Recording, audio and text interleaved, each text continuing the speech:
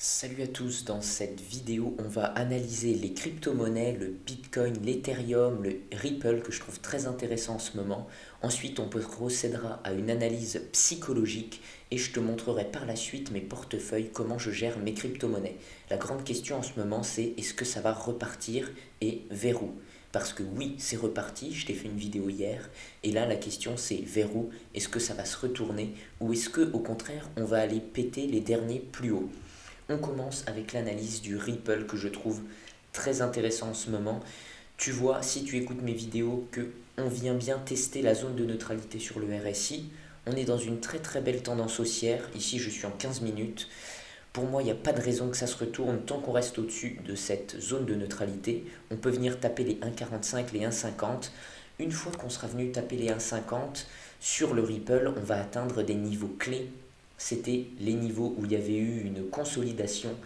J'aime bien raisonner par zone. Il n'y a pas de règles en trading, c'est plutôt des zones que des points fixes. Et tu vois qu'ici, il y a un gros rectangle de consolidation. Tu vois qu'entre ce niveau et ce niveau, entre ces deux barres, on a vraiment un rectangle qui a contenu à la fois le Ripple lorsqu'il a baissé, à la fois lorsqu'il a monté et lorsqu'il a stagné. Donc c'est vraiment un niveau clé. On est toujours au-dessus de la zone de neutralité. Hier, je te disais qu'il fallait qu'on casse cette zone de neutralité pour repasser dans une tendance haussière. C'est le cas. On est bien revenu taper sur la zone de neutralité qui avait servi de résistance pendant toute la tendance baissière. Et là, on pourrait venir retoucher, pourquoi pas, vers les 1,30 pour faire un beau signal et pour repartir vers les 1,50. Maintenant, on passe au roi du Bitcoin. Le Bitcoin, je veux juste te montrer en journalier le Ripple, c'est moins intéressant mais on est quand même venu aussi sur la zone de neutralité en daily, mais là on revient sur des niveaux clés qu'on voit même apparaître en daily entre 1,50 et 1,30. C'est parti pour le Bitcoin. Le Bitcoin, moi j'aime moins, on en revient encore à ces mêmes principes de zone de neutralité, tu vois, pendant toute la hausse on s'est posé entre les 50 et les 55. On a eu une belle divergence baissière qui montrait un essoufflement du marché. On l'a cassé, ça signalait un signal haussier. En effet, il y a eu un beau pump, puis on n'a pas réussi à casser les 64 000. On est repassé sous la zone de neutralité. Là, on est venu buter et hop, ça a cassé et ça a accéléré à la baisse. Maintenant, le niveau intéressant, ça va être de revenir toucher la zone de neutralité. Entre donc 52 et 58, je privilégierais 58, mais il peut très bien aller taper sur les 52-53, comme on est en train de le faire. Là, pareil, il y a un rectangle de consolidation sur le Bitcoin. C'est ici.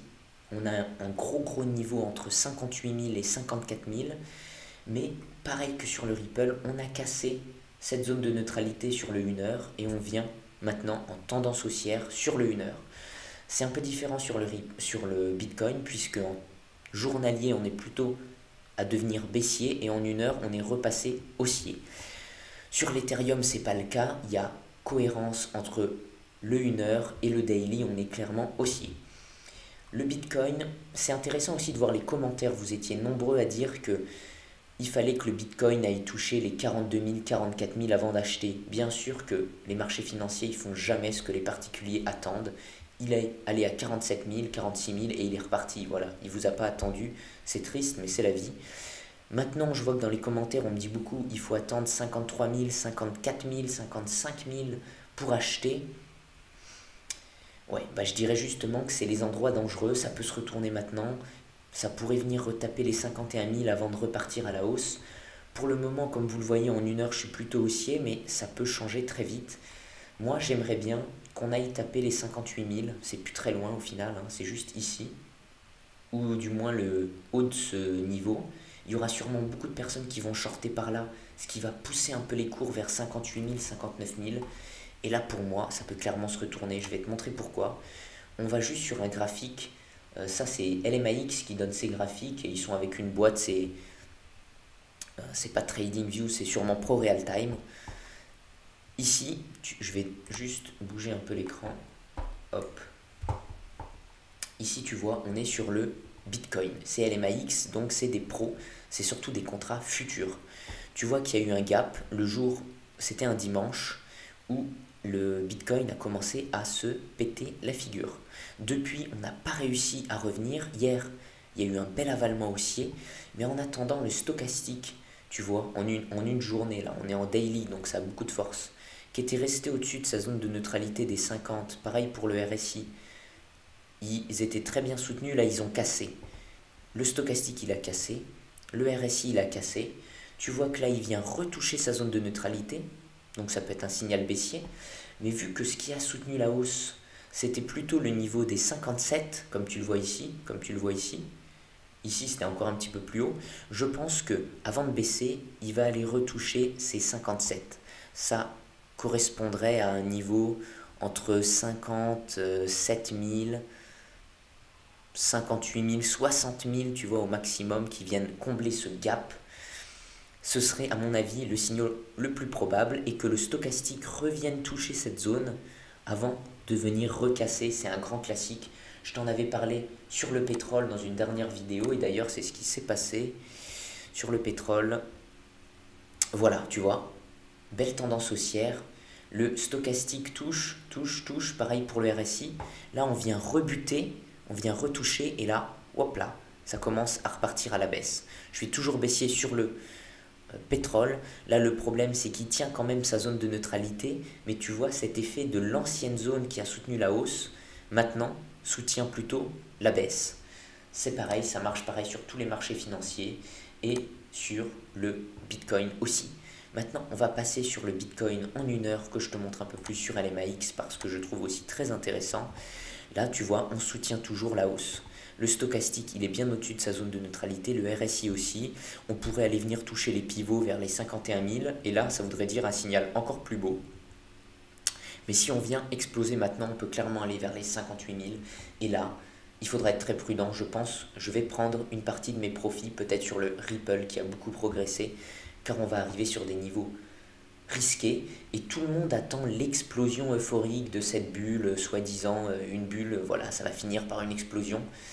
J'en suis pas si sûr, peut-être qu'il y aura l'explosion, mais en attendant, si le Bitcoin revient sur les 40 000 avant de faire l'explosion, ou même, vu que tout le monde attend les 40 000, les 38 000, moi, je préfère sortir du marché. Voilà, après chacun son avis. Maintenant, on va analyser l'Ethereum qui est très intéressant et ça ne m'étonnerait pas qu'il repasse ou qu'il passe première crypto-monnaie en termes d'échange et de capitalisation. Car là, vraiment, il a des signaux beaucoup plus haussiers que le Bitcoin. Il n'y a pas photo, vous allez le voir en journalier, l'Ethereum, c'est magnifique. Vous voyez que là, on avait, voilà, ce signal dont je vous parlais tout à l'heure, c'était que lorsqu'on soutient la hausse, le stochastique, ensuite, on soutient la baisse. Tu vois que là, le stochastique, il est venu taper, il a rebaissé. Et après, il faut bien comprendre aussi que l'analyse technique, c'est pas Madame Irma, c'est pas une boule de cristal. Hein. Ça a rebaissé, mais ça peut repartir aussi, comme sur le pétrole. Ça a baissé, ça peut se casser la gueule ou ça peut repartir. Parce qu'il y a aussi l'autre fait que la zone de neutralité serve aussi de support haussier. Donc, quand tu es entre les deux, il faut être très vigilant. Si on avait cassé, là clairement ça aurait été hyper baissier.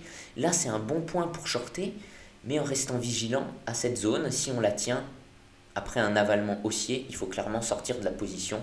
Ça veut dire que ça repart à la hausse. Ici, tu vois le stochastique qui vient se reposer sur cette zone, mais là en signal haussier. Pour moi l'Ethereum il est très haussier, il n'y a pas photo quoi. Il est magnifique, le stochastique est magnifique, on tient les 2500, on repart, c'est magnifique. Je vois pas pourquoi il irait pas faire un plus haut, pendant que le Bitcoin, lui, vient taper vers les 57 000, 58 000. D'ailleurs, j'ai acheté de l'Ethereum, comme je vais te montrer, dans mes portefeuilles. Pour moi, là, vraiment, c'est super, quoi. Ça vaudrait presque le coup de faire un trade.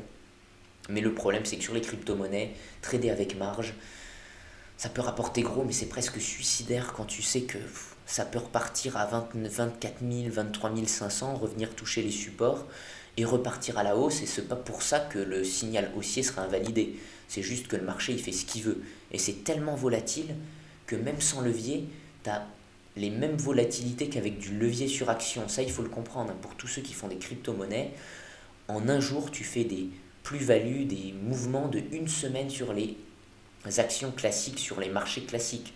Donc là, tu n'as pas besoin vraiment de levier.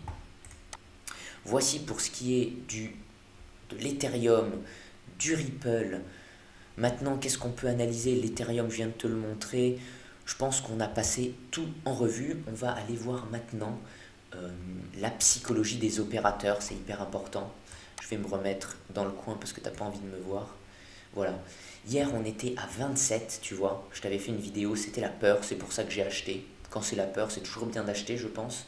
Attention, la peur, ça peut aller très bas. Dans les crises du coronavirus, je vais te le rappeler, je vais te montrer, tiens, le graphique du France 40, c'est toujours intéressant de voir le France 40.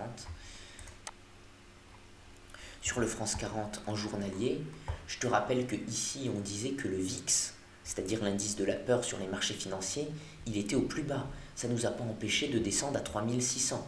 Et là, il était très très très très bas.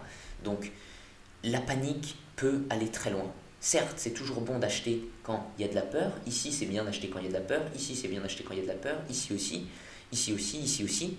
Mais quand tu achètes là, bah c'est pas très mauvais. Tu vois qu'après un an, tu arrives à retrouver tes billes, mais c'est pas toujours vrai. Donc, quand ça baisse, attention, on n'attrape pas un couteau qui tombe. Ici, on se reprend, on est maintenant sur des niveaux neutres. C'est toujours, je dirais, pas trop mauvais pour acheter, mais il faut faire gaffe. On arrive sur des supports et tout le monde pense, tout le monde voulait acheter sur les 54 000. Je vois dans mes commentaires, donc ça me fait un peu peur. Je me dis, est-ce qu'il va pas se retourner sur 54 000? Voilà. Après, on voit que là, on s'est bien repris sur l'indice de la peur. On est remonté à 50, donc là, on n'est ni peur ni euphorique. En effet, on est dans une zone de consolidation, comme on l'a vu. L'analyse graphique et l'analyse psychologique se rejoignent. On est sur des niveaux d'attente. Tu vois ici, quand on est sur les 50, ça sert aussi de résistance. Hein. C'est un peu comme le RSI, la zone des 50. C'est une zone fatidique. Là, on voit qu'on est sur des niveaux fatidiques. On est sur 50 en peur. 50 sur le Bitcoin, sur le RSI. On est sur une zone des 50 000, 54 000 qui est une zone de consolidation. Je trouve que tout concorde pour dire qu'on est sur des niveaux clés. Si on les casse, ça va aller sûrement vers les 58 000. Si on n'arrive pas à les casser, ça va redescendre. Il va falloir être très attentif. Tu vois ici que les 50, ça sert aussi de zone de neutralité, bizarrement, même sur cet indice de peur. En ce qui concerne les liquidations, alors là, c'est pas du tout drôle. Hein. Autant quand on a 10 milliards, c'est très rigolo. Autant quand on a 500 millions, bon, rien d'exceptionnel. Le Ripple a beaucoup liquidé parce qu'il a beaucoup monté. Donc forcément, tous ceux qui shortaient sont fait sortir. Ou ceux qui voulaient gagner des milliards en pariant à la hausse, moindre consolidation, ils sont sortis. Et donc maintenant, on va passer à mon compte. Sur Nexo, ça remonte un petit peu. J'ai 54 500 $. J'ai toujours mes Ethereum, j'en avais acheté un. J'ai mes Nexo, j'en ai 10 000 $, j'en avais vendu un peu. Tu te rappelles que j'ai pas été très bon. En novembre, j'en avais 10 500. J'en ai vendu pendant la hausse. On sait toujours mieux après qu'avant. J'en ai vendu 1000 à 3,7 $, donc sur les plus hauts. J'en ai vendu 1000 à 3,30 $, donc sur des niveaux moyens, parce que j'ai eu un petit peu peur. C'est pas bien, mais bon, j'ai eu un peu peur. Et là, on est sur des niveaux de 3,40. Bon, ça remonte pas trop, donc au final, j'ai pas si mal vendu que ça, mais ça va peut-être remonter. En attendant, j'ai que 10 000 $. Et en plus, ça me rapporte rien, c'est que des dividendes. Donc, pour le moment, j'ai préféré avoir des USDT qui me rapportent 12% et je suis payé en exotoken. J'ai des USDC car je pense aller mettre beaucoup d'argent sur Celsius. D'ailleurs, si tu veux rejoindre Celsius, qui est pour moi le prochain Nexo, je pense que son jeton va exploser, c'est pour ça que j'en ai acheté sur HitBTC. Eh bien, je te mets un lien dans la description. C'est la meilleure plateforme pour générer des revenus avec des crypto-monnaies et stablecoins, puisque c'est la seule déjà à t'offrir un bonus à l'entrée. Elle t'offre 40 $ quand tu rejoins avec mon lien de parrainage. Si tu stockes au moins 400 $ de crypto-monnaies pendant 30 jours, je te conseille de mettre 500 $ ou 600 $ pour être sûr que ça passe pas en dessous des 400 $. Et lorsque tu auras créé ton compte et mis cet argent, tu rentres le promo code BTC40. Tu vas voir sur l'application, tu cliques sur promo code, c'est hyper simple. Et tu vas toucher encore 40 $ de plus. Donc ça te fait 80 $ offerts pour 400 $ de misée. On va dire 600 $ de misée si t'es pas fou. Eh bien ça fait un super retour sur investissement pour les petits comptes. Je t'incite à le faire. Après, je ne suis pas un conseiller financier. Tu me suis pas. C'est pareil pour mes analyses, tu me suis pas, c'est ton choix. Tu vas aussi sur Celsius sans passer par mon lien de parrainage, je m'en fiche. Moi, si tu veux pas toucher d'argent, c'est pas grave. Ensuite, j'ai 13 000 $ en euros. Ça, c'est placé à 12% aussi. J'ai un peu de Bitcoin Cash, j'ai un peu de Litecoin parce que j'aime bien le Litecoin, je sais pas pourquoi. Et j'ai du BNB car j'aimerais le balancer sur Binance, te montrer qu'on peut faire du stacking sur Binance avec les launchpads. C'est hyper intéressant. D'ailleurs, je vais te montrer ça. Et voilà, on est sur le site de Binance, donc c'est l'exchange leader. Si tu ne le connais pas, je t'incite à t'inscrire. J'ai aussi un lien de parrainage, je te le mets dans la description si ça t'intéresse. Ça t'enlève 10% de frais et moi, ça me donne 10% de tes frais. Voilà, c'est toujours intéressant. Mais nous, ce qui nous intéresse, tu vois, sur Binance, tu as beaucoup de choses. Tu as l'exchange, tu as l'académie, tu as un courtier, tu as charity, tu as beaucoup de choses. Ce qui nous intéresse, c'est le launchpad. C'est là où tu peux financer des tokens qui vont exploser, qui sont en levée de fonds. Et ce qui m'intéresse encore plus, c'est les launch pools. Tu vois que si tu as des BNB, donc c'est les jetons de Binance, ou si tu as des BUSD, donc c'est le stablecoin de Binance, tu peux stacker, c'est-à-dire déposer ton argent pour que ça te génère des intérêts comme on fait sur Nexo, sauf que sur Nexo et sur Celsius c'est des prêts. Ici c'est du stacking, donc c'est pas pareil. Le stacking c'est pour assurer la blockchain, que la blockchain fonctionne bien, alors que le prêt sur Nexo et sur Celsius, ils prêtent à des banques, ils prêtent à des gens qui veulent par exemple trader sur les marchés financiers. C'est pas du tout pareil. Ici, tu peux financer le TLM avec, en stackant, tu vas générer des intérêts en TLM et le jour de la lancée, le jour où ces crypto-monnaies vont être cotées, il y a très très souvent un pump, donc tu peux faire un x5, un x10 sur ce que tu as généré pendant cette période qui dure en général 30 jours, là il ne reste plus que 9 jours. Donc si tu as des gros capitaux et que tu mets des BUSD ou des BNB, ça peut être très intéressant pour faire exploser ces revenus et en plus s'amuser un peu avec les levées de fonds sans risquer trop puisque tu mises que tes intérêts. Moi je pense que je vais m'y mettre avec les BUSD. Pour le moment j'ai pas eu le temps de me mettre trop à Binance, mais j'achète quand même des BNB. Je vais te montrer le cours du BNB, je trouve il est assez joli, il tient très très bien et c'est ça que j'aime beaucoup. C'est que là on a eu une mini crise et le BNB il a même pas bougé, il est passé de 620 à 540, non pardon, à 440. Franchement je trouve que quand tu regardes la hausse c'est rien, voilà. Tu vois, il a bien tenu sa zone de neutralité, il a fait que monter, là on a eu une belle période de consolidation, on a explosé. Là on a une belle période de consolidation, je pense qu'on peut exploser, aller toucher les 1000, presque les 1000 $. Peut-être pas vu que tout le monde attend que ça vale 1000 $, je pense que le BNB peut aller à 900 $, ça m'étonnerait pas. Tu vois, il a hyper bien tenu. Là sur du 1 heure, bon, la zone de neutralité, il a du mal à la dépasser, hein, c'est pas Jojo, mais j'en ai acheté, je trouve qu'il tient super bien, c'est hyper intéressant. Ça t'offre plein d'intérêts sur Binance, qui est le leader en exchange. C'est pour ça que je mise sur le Binance. Voilà, un peu de Stellar, un peu de Chainlink et du Tron. Lui aussi, le Tron, il avait des signaux haussiers et techniques très favorables. On passe à mon investissement sur le Ripple. J'ai toujours 5420 Ripple. Et tu vois que ça monte très fort, hein, forcément. Quand ça baisse très fort. Quand ça monte très fort. Sur YouHodler, je touche aussi des intérêts. YouHodler, ce qui est marrant, c'est les systèmes de multi-hold. Tu vois, ça te permet de trader. Attention, je me suis fait avoir. J'ai été liquidé un moment. Car ça a touché 0,8 pendant un Excel Ripple. Et bah, vu qu'il y a un levier 2, je me suis fait sortir. Je te conseille pas trop d'aller sur le multi-hold. Après, je te dis, c'est un peu faites ce que je dis, pas ce que je fais, car moi je l'utilise. Et c'est ce qui m'a permis de faire des gains énormes. Si tu veux, j'ai déposé à la base, je vais te montrer, hein, j'ai déposé à la base 1000 € sur le Ripple et j'ai fait la culbute plusieurs fois. Ça m'a permis de passer 1000 $, enfin 1000 € en 10 000 € quand le Ripple était au plus haut. Donc c'est sûr que c'est intéressant. Tu vois, on va venir 4. Qu'est-ce qui s'est passé dans mes historiques sur YouHodler? Je te montre en toute transparence. Au début, on était en février. En février, j'ai balancé 900 € sur YouHodler. Alors l'histoire, c'est que je voulais investir sur le Paxos Gold. Je pensais que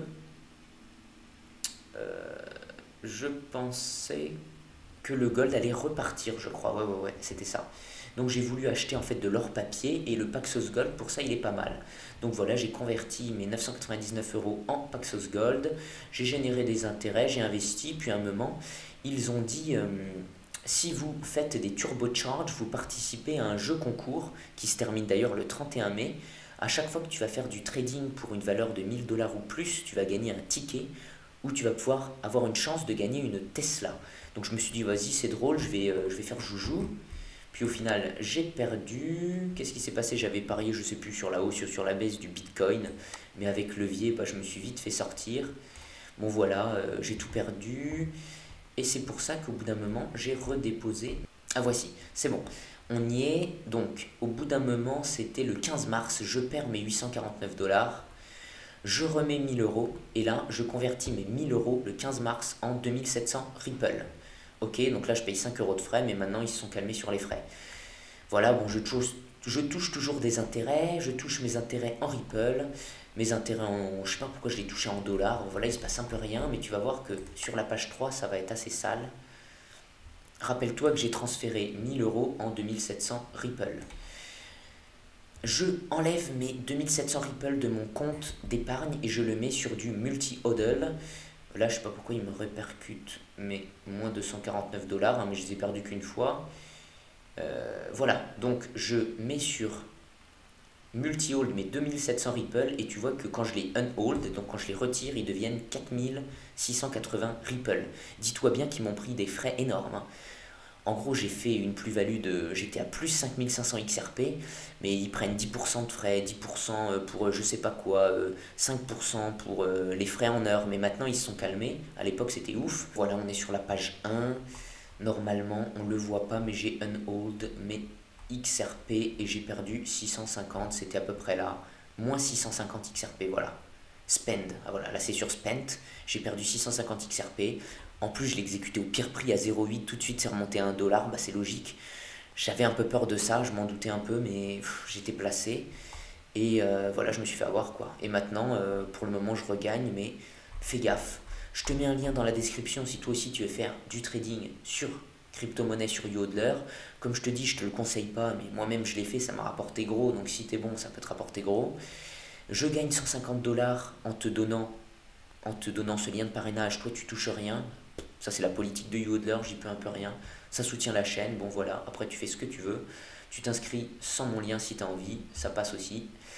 Et là-dessus, je crois qu'on a tout balayé. On a balayé Binance, Nexo, YodLer. Je suis désolé sur YodLer, c'était un peu laborieux pour te montrer les entrées, les sorties. J'espère quand même que cette vidéo t'a plu. Si c'est le cas, abonne-toi, mets un pouce bleu, commente la vidéo. Dis-moi ce que tu penses du marché crypto. C'est toujours intéressant que vous partagiez votre point de vue. Comme ça, on analyse, voir s'il y a un consensus ou s'il n'y en a pas. Et sur ce, je te dis une bonne journée. À bientôt.